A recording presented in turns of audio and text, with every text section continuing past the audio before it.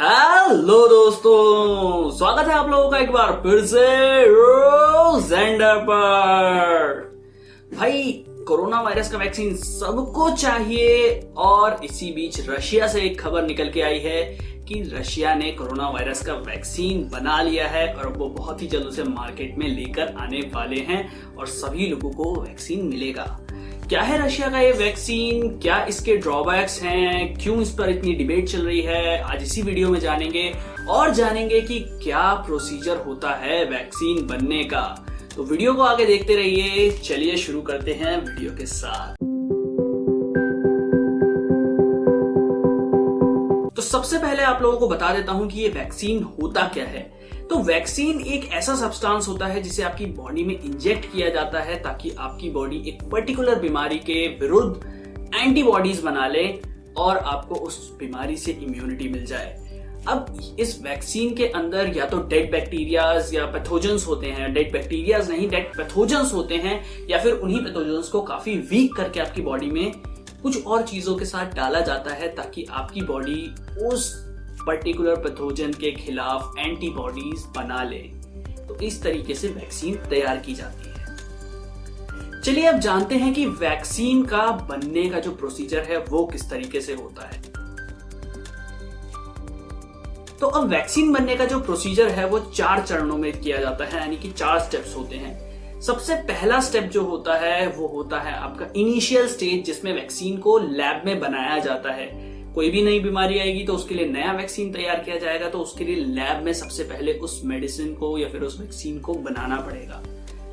Then next चीज जो आती है हमारी, उसकी टेस्टिंग हो जाने के बाद, यानी कि उसकी नॉर्मल जो लैब के अंदर टेस्टिंग करते हैं वो हो जाने के बाद ह्यूमन ट्रायल्स की बारी। ह्यूमन ट्रायल्स में 3 स्टेजेस होती हैं मेन। उसके बाद चौथी स्टेज लीगल डॉक्यूमेंटेशन वगैरह की होती है, तो उसमें हम लोग ज्यादा नहीं जाएंगे।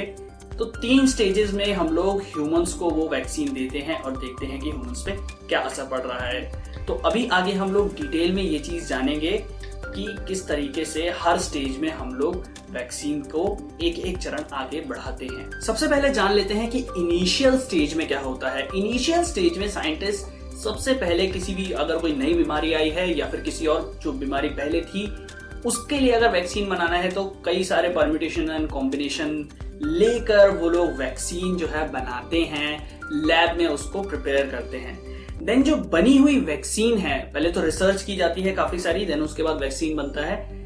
उस रिसर्च के बाद जो वैक्सीन बनी है, उस वैक्सीन के तैयार होने के बाद उसको टेस्ट किया जाता है सबसे पहले छोटे जानवरों पे, जैसे कि चूहे या खरगोश के ऊपर। वहां टेस्ट सफल रहता है तो फिर आगे चलते हैं हम बंदरों पर और कोई बड़े जानवर पर। तो अगर वहां भी टेस्ट सफल रहता है तो उसके बाद हम लोग चलते हैं फिर ह्यूमन ट्रायल्स की तरफ। यहां से जो स्टेज चालू होती है, इस स्टेज का बहुत ज्यादा इंपॉर्टेंस है।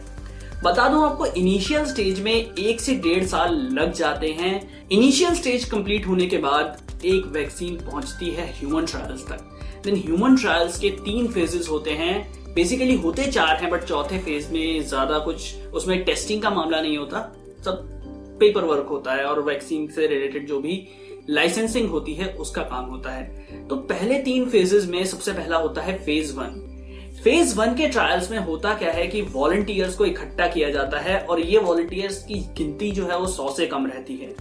इन्हें बहुत ही ज्यादा प्रोटेक्टिव एनवायरनमेंट में, बहुत ही ज्यादा एक आइसोलेटेड एनवायरनमेंट में वैक्सीन दी जाती है। अब ये वैक्सीन कैसे दी जाती है? प्लेसिबो कंट्रोल्ड स्टडीज के द्वारा इस वैक्सीन को दिया जाता है। प्लेसिबो कंट्रोल्ड स्टडीज क्या होती हैं वो एक बार जान लीजिए, पूरी वीडियो में मैं ये टर्म बार बार यूज करूंगा।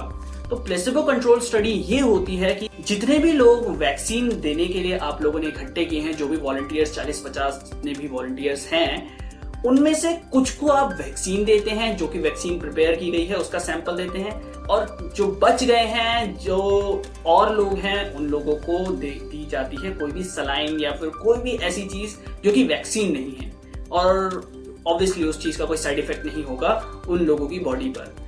बट एक चीज यहाँ पर ये देखने वाली है, जो वॉलंटियर्स हैं ना उनको पता है कि उन्हें वैक्सीन मिली है कि नहीं मिली, ना ही डॉक्टर्स को पता है। किसी को भी ये नहीं पता रहता फाइनल रिजल्ट्स तक कि किस बंदे को वैक्सीन मिली है, किस बंदे को प्लेसिबो मिला है। प्लेसिबो बेसिकली वो सब्सटेंस जो कि वैक्सीन नहीं है, बट कोई भी सलाइन सॉल्यूशन या सॉल्ट सॉल्यूशन, कोई भी ऐसी चीज जो कि बंदे में इंजेक्ट की गई है। किसी को भी फाइनल स्टेज तक ये नहीं पता लगता। अब होता क्या है कि ऐसे लोगों को फिर इकट्ठा करके उन्हें डायरीज पकड़ाई जाती हैं, उन्हें एक डेटा प्रिपेयर करने के लिए कहा जाता है कि आपको ये वैक्सीन देने के बाद किस तरीके से सिम्टम्स दिख रहे हैं, क्या क्या आप लोगों के साथ को फील हो रहा है, सर दर्द तो नहीं हो रहा, कुछ साइड इफेक्ट्स तो नहीं आ रहे। तो ये सारी चीजें देखी जाती हैं। देन उसके बाद ये सारा डेटा जो है सबमिट किया जाता है और फिर इस पर रिसर्च चालू होती है। फेज 1 के ट्रायल्स कंप्लीट हो जाने के बाद अब आते हैं फेज 2 के ट्रायल्स। फेज 2 के ट्रायल्स में 100 से ज्यादा लोगों को लिया जाता है। जैसे इंडिया में 350 के करीब लोगों को फेज 2 के ट्रायल्स में लिया गया है। तो फेज 2 के ट्रायल्स में ज्यादा लोगों को लेकर इनको प्लेसिबो कंट्रोल स्टडी के तहत वैक्सीन दी जाती है। कुछ को प्लेसिबो दिया जाता है, कुछ को वैक्सीन दी जाती है और फिर दोबारा से वही प्रोसीजर फॉलो किया जाता है। आप लोग प्लेसिबो जिनको दिया है उनसे भी डेटा कलेक्ट करवाते हैं और जिनको वैक्सीन दिया गया है उनसे भी डेटा कलेक्ट करवाते हैं। वैक्सीन पर एक कोड होता है जो कि एक मरीज का एक अपना पर्सनल कोड माना जाता है। उस कोड को बाद में ब्रेक करके देखा जाता है कि वैक्सीन दी गई है इनको या फिर प्लेसिबो दिया गया है। तो किसी को भी नहीं पता होता कि प्लेसिबो है या वैक्सीन है। अब फेज 2 के जो भी नतीजे आते हैं उन्हें दोबारा से रिसर्च किया जाता है। कोई इसमें साइड इफेक्ट तो नहीं है, कोई और चीज इसमें बिल्डअप तो नहीं हो रही। फेज 1 और फेज 2 के ट्रायल्स में जो भी कंपनी बना रही है वैक्सीन, उसे गवर्नमेंट को यह बताना पड़ता है कि वैक्सीन बनाने के जो इंग्रेडिएंट्स हैं वो क्या क्या यूज किए गए हैं। देन फेज 2 के ये फेज 1 के ट्रायल में बताना होता है। देन फेज 2 के ट्रायल में उन्हें यह भी बताना होता है कि वैक्सीन का कितना डोज एक पेशेंट को देना सही है। ये सारी चीजें जो हैं धीरे धीरे करके सवाल और जवाब पूछे जाते हैं गवर्नमेंट के द्वारा और कंपनी जो है गवर्नमेंट को ये सारा डेटा भी देती है और सारे की सारे सवालों के जवाब देती जाती है। फेज 1 और फेज 2 में लगते हैं करीब 1 से 1.5 साल फेज 1 में लगते हैं और फेज 2 में 1 से 1.5 साल, वही उतना ही टाइम फेज 2 में भी लगता है, थोड़ा ज्यादा भी लग सकता है। तो होता क्या है कि इसमें कंबाइंड टाइम जो है 3 से 4 साल का आ जाता है और बहुत लंबा प्रोसीजर होता है ये। इसमें काफी सारी जो है स्टडीज की जाती हैं। ये स्टेज कंप्लीट होने के बाद आते हैं फेज 3। एक चीज आप लोगों को बता दूं, अभी कोरोना वायरस के टाइम पे एक पिछले दिनों न्यूज आई थी कि ऑक्सफोर्ड यूनिवर्सिटी का जो वैक्सीन है वो फेज 3 के ट्रायल्स पे पहुंच गया है। अब फेज 3 के ट्रायल्स में लोगों को कुछ इस तरीके से सिलेक्ट किया जाता है कि उनकी लोकेशन देखी जाती है।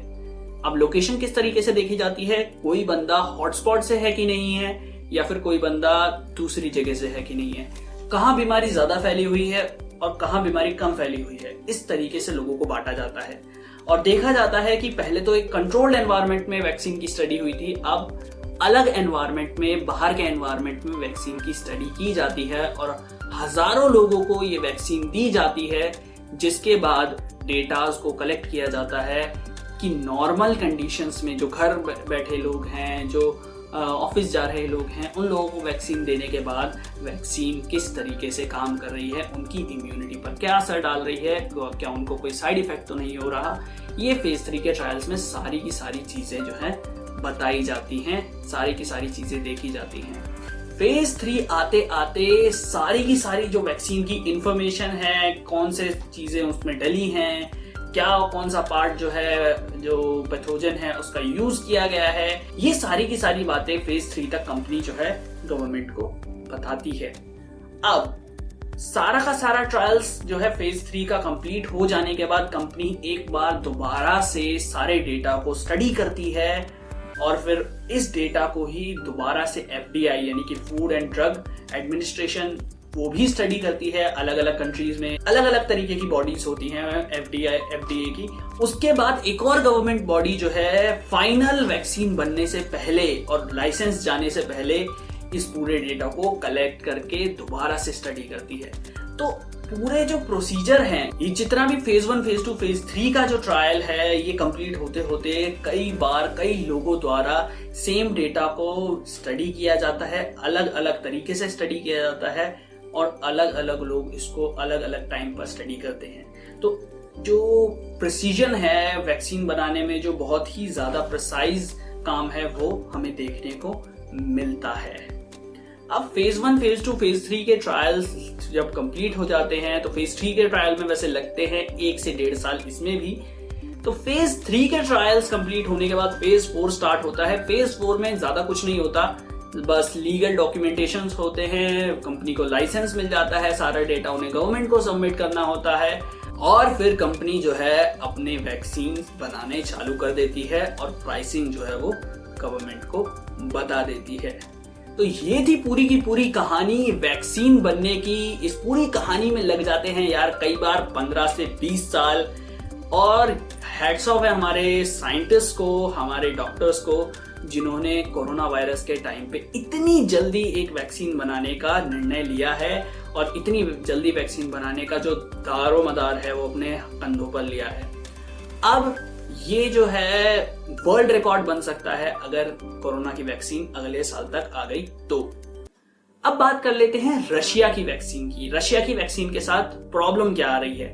तो सबसे पहले तो स्पाइक प्रोटीन से ये जो वैक्सीन है वो बनाई गई है और ये वैक्सीन जो है इसके टेस्ट हो चुके हैं और ये जो वैक्सीन है वो मॉस्को में बनाई गई है। जी हाँ भाई, मॉस्को में ये वैक्सीन बनाई गई है। मॉस्को में हर कोई वैसा नहीं होता। तो जिस इंस्टीट्यूट में बनाई गई है उसका नाम है Gamaleya research institute of epidemiology and microbiology. तो इस इंस्टीट्यूट में मॉस्को में ये वैक्सीन बनाई गई है और फेज 1 और फेज 2 के जो ट्रायल्स हैं और वो भी ऑफिशियली पब्लिक कर दिए गए हैं। बट जो फेज 3 का डेटा है और फेज 3 के ट्रायल्स के साथ जो भी चीजें हुई हैं वो अभी तक हमारे सामने उसके बारे में कोई भी खबर नहीं आई है।